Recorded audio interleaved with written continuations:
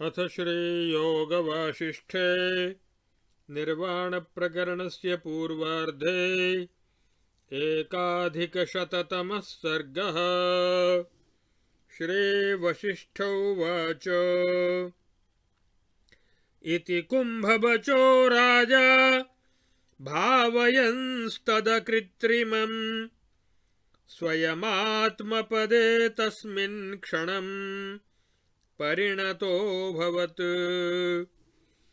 बभूवामीलितमनो लोचनः शान्तवाङ्मुनिः शिलातलादिवोत्कीर्णो निस्पन्दावयवाकृतिः। ततो मुहूर्तमात्रेण प्रबुद्धं स्फुरिते क्षणम् तमुवाच महाबाहो चूडाला कुम्भरूपिणी। कुम्भ उवाच कच्चिदस्मिन् पदे स्फारे शुद्धे विततनिर्मले सुतल्पे निर्विकल्पानां सुखं विश्रान्तवानसि। कच्चिदन्तः प्रबुद्धोऽसि कच्चिद्भ्रान्तिस्त्वयोज्झिता कच्चिज्ञेयं परिज्ञातं दृष्टं द्रष्टव्यमेव वा। शिखिध्वज उवाच भगवन्स्त्वत्प्रसादेन महाबिभवभूमिका महती पदवी दृष्टा सर्वस्योर्ध्वं स्थिता मया। सतां विदितवेद्यानामहो वत महात्मनाम् अपूर्वैकामृतमयः संगः सारफलप्रदः। जन्मनापि मया लब्धं यन्नाम न महामृतं तदद्य त्वत्समासंगात् तेनैवासादितं स्वयम्। अनन्तमाद्यममृतं चैतत् कमललोचना कथं नासादितमभूत् पूर्वमात्मपदं मया। कुम्भ उवाच मनस्युपशमं याते त्यक्तभोगैषणे स्थिते कषायपाके निर्वृत्ते सर्वेन्द्रियगणस्य च। यान्ति चेतसि विश्रान्तिं विमला देशिकोक्तयः यथा सितांशुके शुद्धे विन्दवः कुङ्कुमाम्भसः। कषायाणामनन्तानां सम्भृतानां शरीरकैः स्ववासना स्वरूपाणामद्य पाकस्तबोधितः। देहान्मलानि सर्वाणि कालेन कमलेक्षणा साधो वृक्षात् फलानीव पाकेन विगलन्त्यधः। वासनात्मसु यातेषु मलेषु विमलं सखे यद्वक्ति गुरुरन्तस्तद्विशतीषुर्यथा विषे। कषायपाके सम्पन्ने त्वं मयाद्य विबोधितः तेनाद्यैव तवाज्ञानक्षयो जातो महामते। अद्य पक्वकषायस्त्वमद्यैव ज्ञानसङ्कथाम् अद्येह सोपदेशस्त्वमद्यैवासि प्रबुद्धवान् शुभाशुभानां सर्वेषां कर्मणामद्य संक्षयः सत्सङ्गव्यपदेशेन तव निष्पत्तिमागतः यावदस्य दिनस्यैष पूर्वभागो महीपते तावच्चेतोऽहं ममेति तवाज्ञानं बभूवः इदानीं मद्वचो बोधाच्चेतसि क्षयमागते हृदयात् सम्परित्यक्ते सम्प्रबुद्धोऽसि भूपते हृदि यावन्मनः सत्ता तावदज्ञानसंस्थितिः चित्ते चित्ततया त्यक्ते ज्ञानस्याभ्युदयो भवेत् द्वित्वैकत्वदृशौ चित्तं तदेवाज्ञानमुच्यते एतयोर्योलयो दृष्टेस्तज्ज्ञानं सा परागतिः प्रबुद्धोऽसि विमुक्तोऽसि त्यक्तं चित्तं त्वया नृप सदसत्तामयत्वं हि त्वया त्यक्तमसत्पदम् वीतशोको निरायासो निस्सङ्गो नन्यात्मवान् महोदयो मुनिर्मौनी स्वरूपे तिष्ठ निर्मले शिखिध्वज उवाच एवं हि भगवन् जन्तोर्मूर्खस्यैवास्ति चित्तभूः प्रबुद्धस्य न तज्यस्य चित्तं नाम किल प्रभो जीवन्मुक्तास्तदेते हि विहरन्ति कथं वद अविद्यमानमनसो युष्मदाद्यास्तथा नराः इति मे कथयाशेषमन्यैः स्ववचनांशुभिः हार्दं तमो मे निपुणमेवं प्रायैः प्रमार्जय कुम्भ उवाच यथा वदसि तत्त्वज्ञ तत्तथैव हि नान्यथा चित्तं हि जीवन्मुक्तानां नास्त्यङ्कुर इवाश्मनां पुनर्जननयोग्याया वासना घनवासना सा प्रोक्ता चित्तशब्देन न सा तज्यस्य विद्यते यया वासनया तज्या विहरन्तीह कर्मसु तां त्वं सत्त्वाभिधां विद्धि पुनर्जननवर्जिताम् जीवन्मुक्ता महात्मानः सत्त्वस्थाः संयतेन्द्रियाः विहरन्ति गतासङ्गं न चित्तस्थाः कदाचन मूढं चित्तं चित्तमाहुः प्रबुद्धं सत्त्वमुच्यते अप्रबुद्धा हि चित्तस्थाः सत्त्वस्थास्तु महाधियः भूयः प्रजायते चित्तं सत्त्वं भूयो न जायते अप्रबुद्धस्य बन्धोऽस्ति न प्रबुद्धस्य भूपते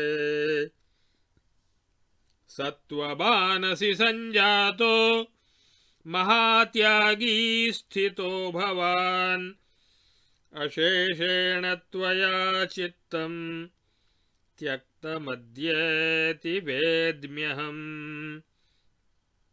समस्तवासनोन्मुक्तो राजन्नद्यैव राजसे आकाशसाम्यमायातं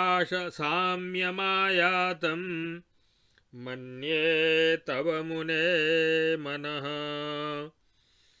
शमं प्राप्तोऽसि परमं सिद्धः समसमस्थितिः अयं हि स महात्यागः सर्वं यत्तत्समुज्झितम् स्वर्गापवर्गवित्तादि तपोदानफलाद्यपि प्रबुद्धमेधया साधो धिया परमबोधया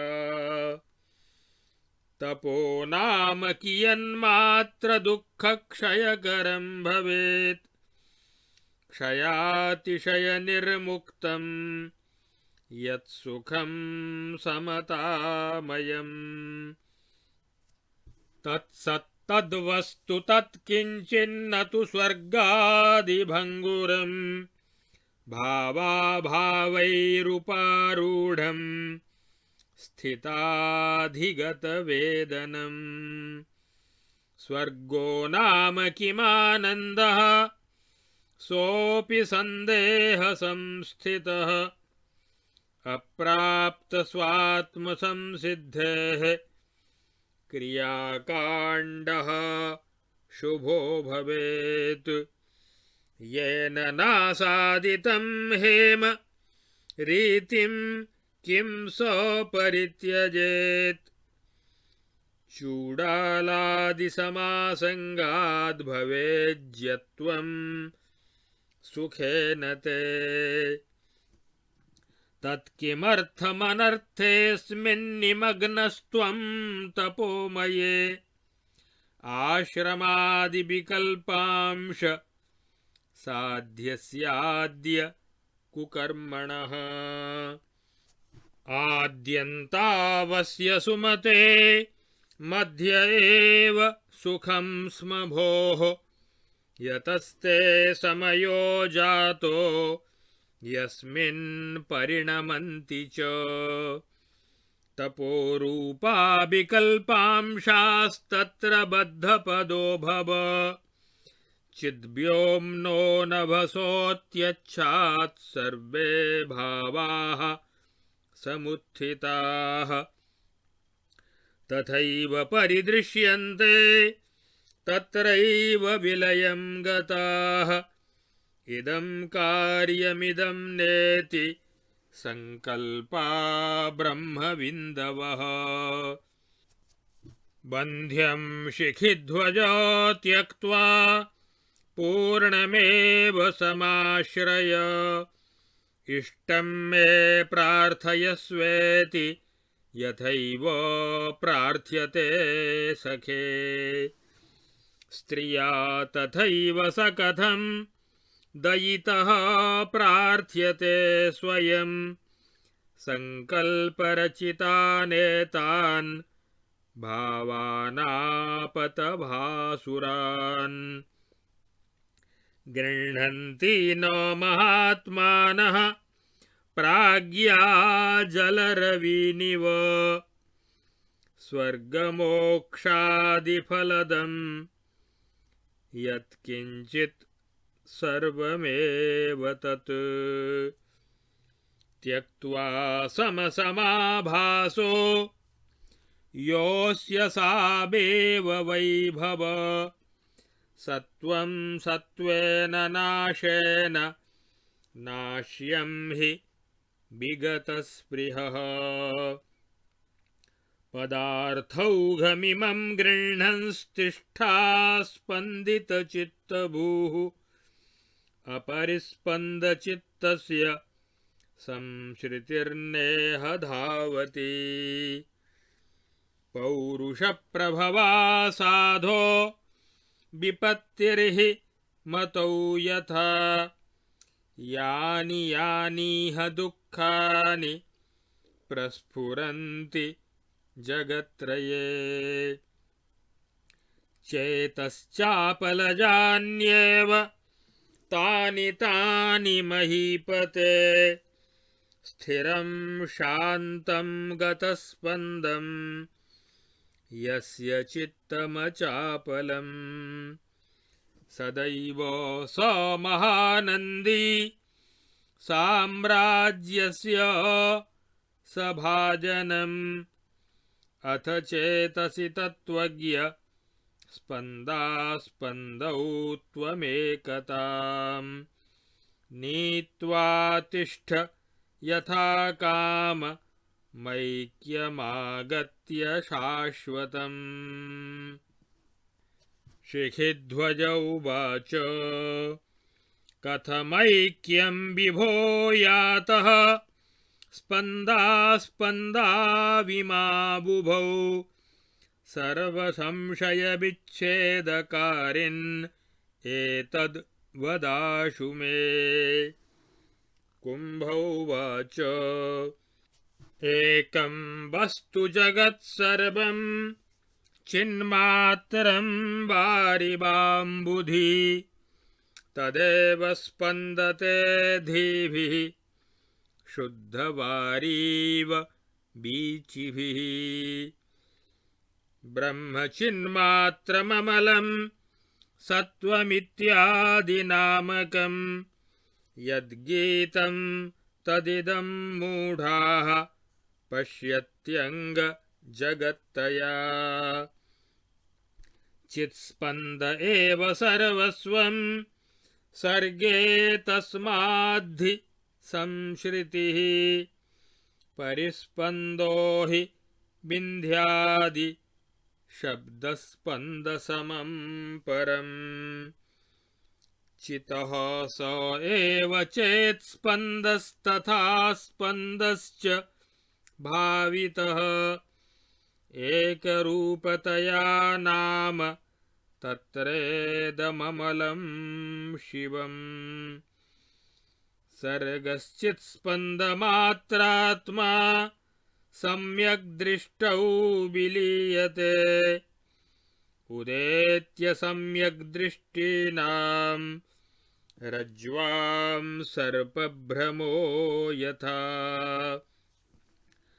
सस्पन्दाचित्तदभिधा निस्पन्दात्वियमातता तुर्यातीतपदारूढा वाचा वक्तुं न पार्यते शास्त्रसज्जनसम्पर्क सन्तताभ्यासयोगतः कालेनामलतां याते चेतसीन्दाविबोधिता एतत् केवलमाभातं स्वानुभूतिभिराततं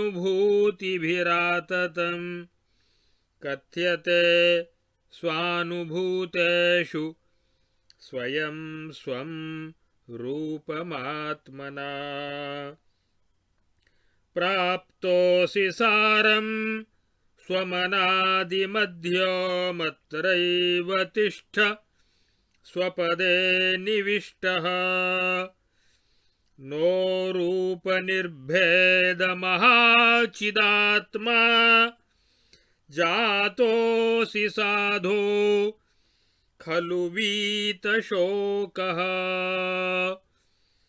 इत्यार्षे श्रीवासिष्ठमहारामायणे वाल्मीकीये देवदूतोक्तमोक्षोपायेषु निर्वाणप्रकरणे पूर्वार्धे चूडालोपाख्याने शिखिध्वज बोधनं नाम एकाधिकशततमः सर्गः।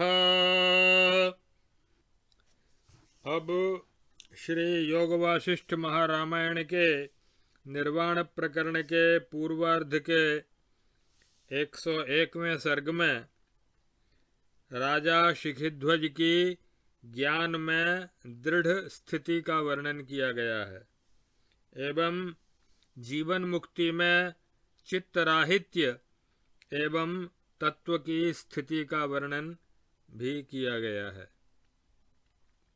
श्री वशिष्ठ जी कहते हैं, हे रघुकुल भूषण राम, इस प्रकार कुंभ के स्वाभाविक वचनों पर विचार करके राजा शिखिध्वज उसी क्षण स्वयमेव आत्मपद में स्थित हो गए। फिर तो उनके मन और नेत्रों का व्यापार भी बंद हो गया, वाणी शांत हो गई तथा वे ध्यानस्थ होकर मनन करने लगे। उस समय उनके शरीर के सभी अवयव ऐसे निश्चल हो गए मानो शिलातल पर खुदी हुई कोई मूर्ति हो। हे महाबाहो, तदनंतर 2 ही घड़ी के बाद जब उनकी ध्यान मुद्रा भंग हुई और वे विकसित नेत्रों से कुंभ की ओर देखने लगे, तब कुंभ रूपिणी चूड़ाला ने राजा से प्रश्न करना आरंभ किया। कुंभ ने पूछा, राजन, जो अत्यंत प्रकाशमान, शुद्ध एवं विस्तृत तथा निर्मल है तथा जो निर्विकल्प समाधि में स्थित रहने वाले योगियों के लिए सुंदर शैया के समान है, उस आत्मपद में आपको आनंद पूर्वक विश्रांति प्राप्त हो चुकी है ना? आपका अंतःकरण प्रबुद्ध हो गया ना? आपने भ्रांति का परित्याग तो कर दिया ना? और आपको ज्ञातव्य का ज्ञान प्राप्त हो चुका ना? और द्रष्टव्य वस्तु आपने देख ली ना?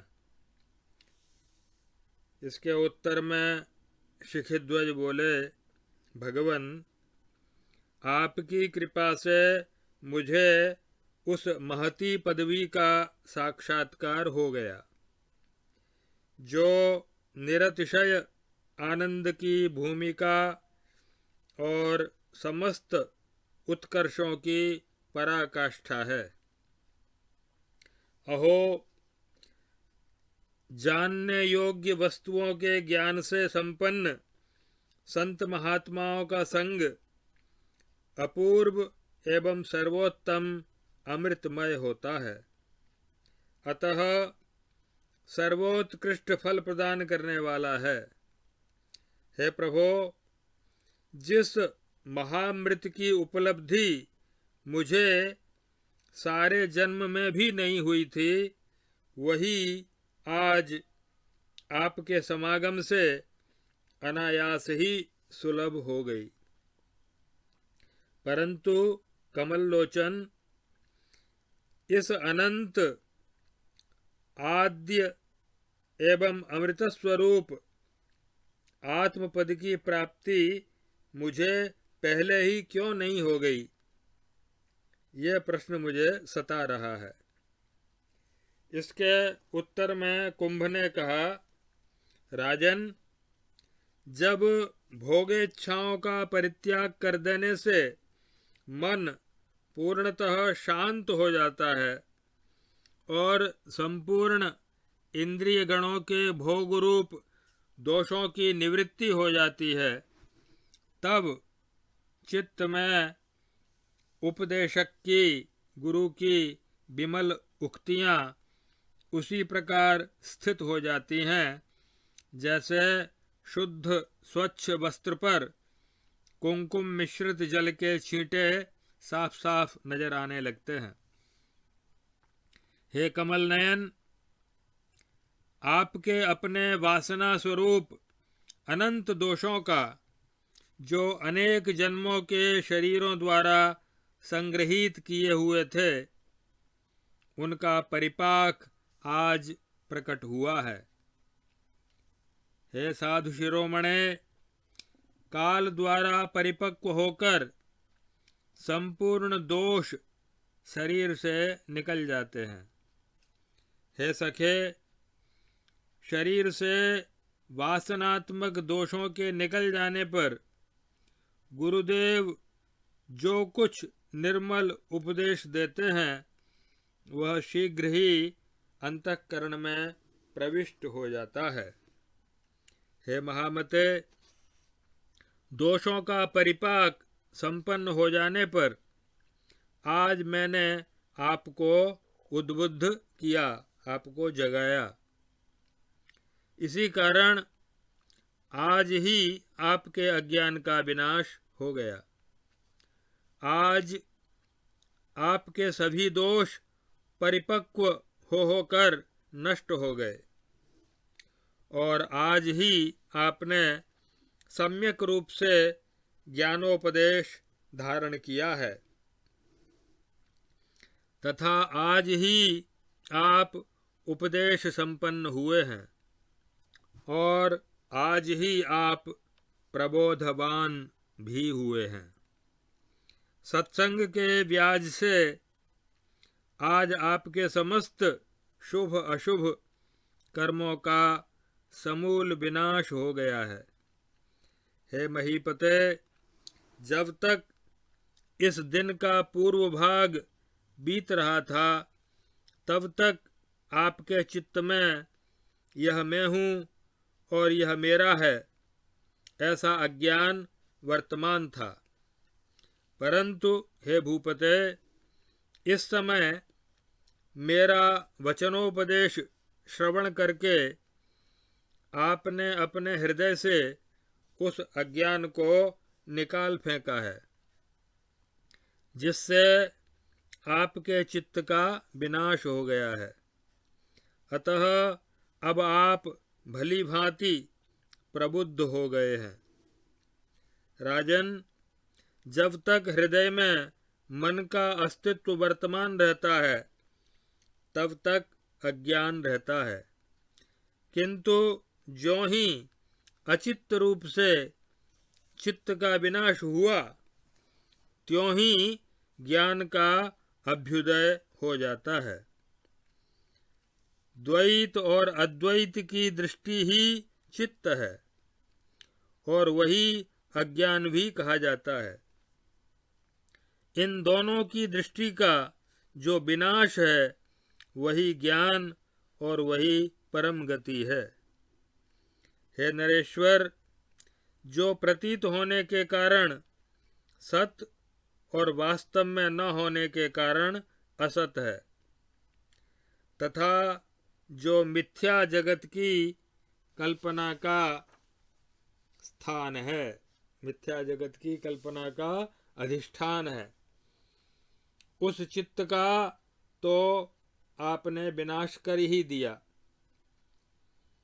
इससे अब आपका ज्ञान जाग उठा है और आप विमुक्त हो गए हैं। अतः अब आप शोक शून्य और आयास रहित, प्रयास रहित, निस्संग, अनन्य, आत्मज्ञान संपन्न, महान अभ्युदय से युक्त, मौनी एवं मुनि होकर अपने निर्मल स्वरूप में स्थित रहिए। शिखिध्वज बोले, भगवन, इस प्रकार तो आपके कथनानुसार जो मूर्ख जीव हैं उन्हीं के लिए चित्त है, ज्ञानी के लिए चित्त है ही नहीं। किंतु प्रभो, यदि आत्मज्ञानी के लिए चित्त है ही नहीं तो ये आप जैसे जीवन मुक्त मनुष्य मन से रहित होकर जगत में किस प्रकार विचरण करते हैं? कृपा करके यह बतलाने की कृपा कीजिए। कुंभ ने कहा, हे तत्वज्ञ, आप जैसा कह रहे हैं यह ठीक वैसा ही है, इसमें थोड़ा सा भी अंतर नहीं है। जैसे पत्थर में अंकुर नहीं निकलता उसी प्रकार जीवन मुक्तों का चित्त व्यापार शून्य हो जाता है। क्योंकि पुनर्जन्म लेने में सहायक जो घनीभूत वासना होती है वही चित्त शब्द से कही जाती है, और वह आत्मज्ञानी में रहती ही नहीं है। आत्मज्ञान संपन्न पुरुष जिस वासना द्वारा सांसारिक कर्मों का व्यवहार करते हैं उसे आप सत्व नाम वाली समझिए। वह वासना पुनर्जन्म से रहित होती है। जो सत्व में स्थित है तथा जिनकी इंद्रियां सम्यक प्रकार से वश में हैं, ऐसे जीवन मुक्त महात्मा आसक्ति रहित होकर विचरते हैं। परंतु चित्तस्थ पुरुष वैसा कभी नहीं कर सकते। हे राजन, अज्ञान से आच्छादित चित्त को चित्त कहते हैं और प्रबुद्ध चित्त को सत्व कहा जाता है। जो अज्ञानी है ये चित्त में स्थित रहते हैं और महाबुद्धिमान ज्ञानी लोग सत्व में स्थित रहते हैं। हे भूपते, चित्त बारंबार उत्पन्न होता है किंतु सत्व पुनः नहीं पैदा होता। इसीलिए अज्ञानी बंधन में पड़ता है और ज्ञानी नहीं पड़ता। राजन, मुझे यह ठीक ठीक पता है कि आज आपने पूर्ण रूप से अपने चित्त का विनाश कर दिया है, जिससे आप सत्व संपन्न हो गए हैं और महात्यागी बनकर स्थित हैं। आज आपकी सारी वासनाएं नष्ट हो गई हैं, जिससे आपकी विशेष शोभा हो रही है। हे मुने, मैं यह भी मानता हूँ कि आपका मन आकाश की तरह निर्मल हो गया है और आप परम शांति को प्राप्त हो गए हैं और सिद्ध होकर सर्वोत्कृष्ट समस्थिति में समता में पहुंच गए हैं। हे राजन, यह वही महात्याग है जिसमें आपने अपने सर्वस्वरूप चित्त का परित्याग कर दिया है, चित्त की आहुति लगा दी। भला तप आपके कितने दुखों का विनाश करने में समर्थ हो पाता। यह जो उपरति रूप परम सुख है यही अक्षय सुख है और यही वास्तव में सत्य है। स्वर्ग आदि का जो थोड़ा बहुत सुख है वह सत्य नहीं है, क्योंकि वह विनाशशील है तथा उत्पत्ति एवं विनाश युक्त होने के कारण केवल वर्तमान काल में ही थोड़ा सा सुख प्रतीत होता है। प्रारंभ में भी तप करने में दुख होता है और जब स्वर्ग रूप फल का विनाश हो जाता है उस समय भी दुख होता है। थोड़ा सा बीच में भोग के काल में सुख की प्रतीति होती है।